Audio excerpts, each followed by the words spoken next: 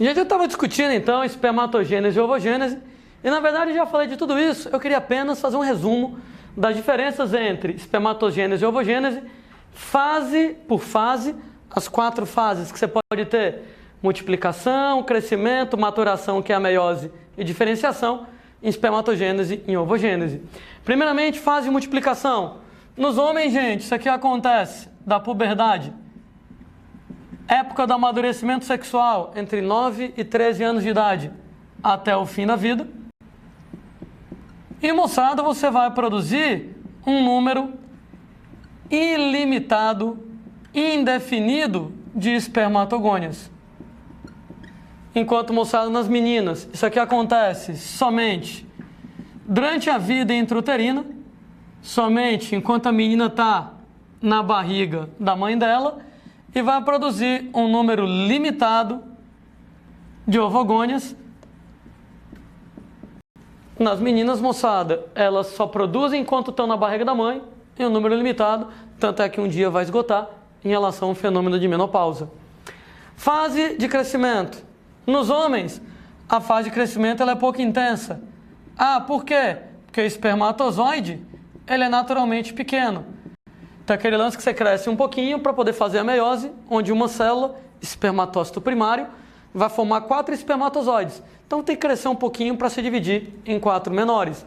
Mas, gente, nas meninas, a fase de crescimento implica num crescimento muito intenso, exatamente, porque o óvulo vai acumular vitelo, né, moçada?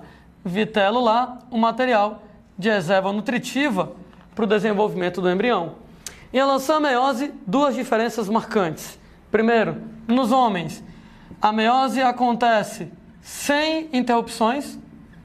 Inclusive, moçada, nos homens, o processo todo de espermatogênese, ele dura mais ou menos 61 dias. E nas meninas, moçada, você vai ter 2 interrupções. Aquele lance, né, que você interrompe na prófase 1 da meiose 1 e vai interromper na metáfase 2 da meiose 2. 2 interrupções, o que quer dizer que o tempo que demora para a menina fazer um óvulo, eu não tenho nem como calcular, né? Porque varia.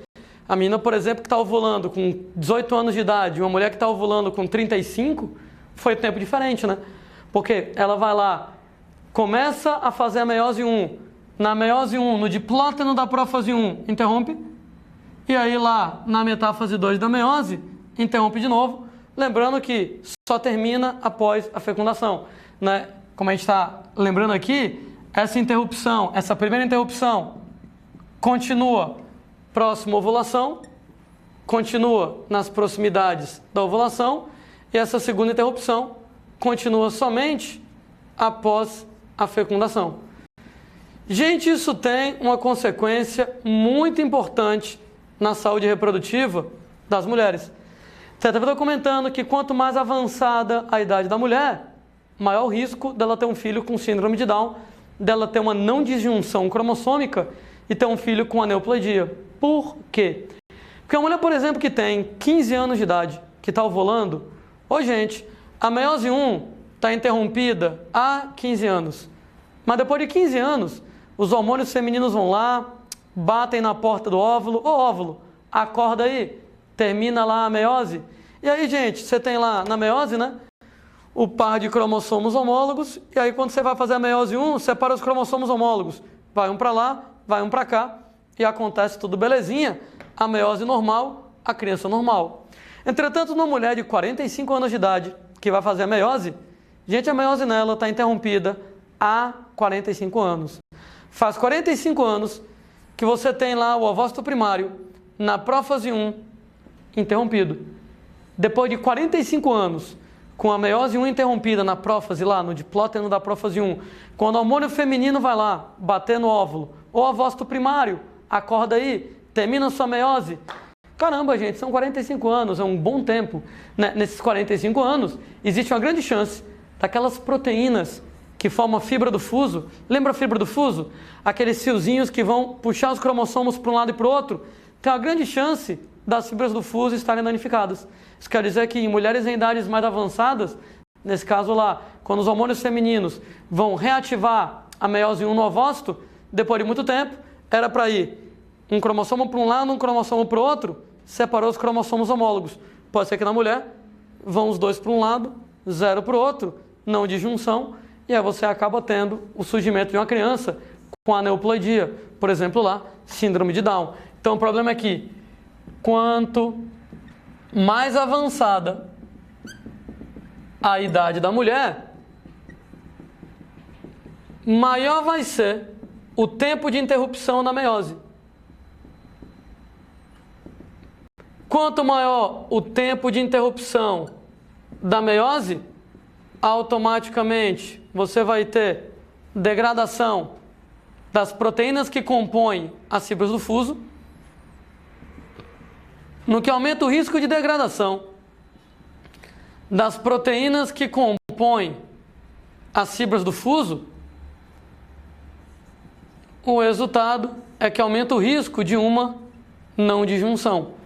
Para quem não lembra lá, não disjunção, a não separação dos cromossomos na divisão celular, e devido a esse risco aumentado de não disjunção, aumenta o risco do nascimento de crianças com algum tipo de problema cromossômico, tipo aneuploidias, né? Para quem não lembra, aneuploidias, aquelas aberrações, aquelas mutações cromossômicas numéricas, como por exemplo Down, Klinefelter, Turner e coisas do gênero. Por que no homem não tem esse problema? Por que no homem a idade não tem nada a ver? Ora, porque os homens, gente, eles fazem a meiose de uma lapada só. Quando o homem faz a meiose, não tem nenhuma interrupção. Então o homem faz a meiose de uma vez. No que o homem faz uma meiose de uma vez, mesmo um velho que vai fazer meiose, né, um cara com a idade mais avançada, demora esse tempo e ele começa do zero. Ele começa do zero, faz tudo. Pode ser que ele nem consiga fazer espermatozoide, mas se ele conseguir, provavelmente ele vai fazer bem feito, né? Então, espermatozoide, ele sempre é novinho. Mas nas mulheres em idade mais avançada, o problema é a longa interrupção na meiose. Então ela começa a fazer ainda na vida intrauterina, começa na vida intrauterina, interrompe 2 vezes, e nesse caso, mulheres em idades mais avançadas, meiose há muito tempo interrompida, aumenta o risco de degradação das proteínas do fuso, o risco de não disjunção aumenta o risco do nascimento de crianças com algum problema, como por exemplo, síndrome de Down. Ainda, moçada, conversando em relação à meiose nos homens, para cada célula do homem que entra em meiose, para cada espermatócito primário, você produz 4 espermatozoides funcionais. Aquela história que eu estava dizendo, que o homem está interessado em quantidade, ele precisa de muito espermatozoide para aumentar a chance de algum deles chegar no óvulo. Tanto é que se o homem tiver oligoespermia, se o homem tiver poucos espermatozoides, ele ainda pode ter o espermatozoide. Ele pode ter espermatozoide, mas se forem poucos, possivelmente ele não vai conseguir fecundar ninguém, ele não vai conseguir chegar e gerar um filho.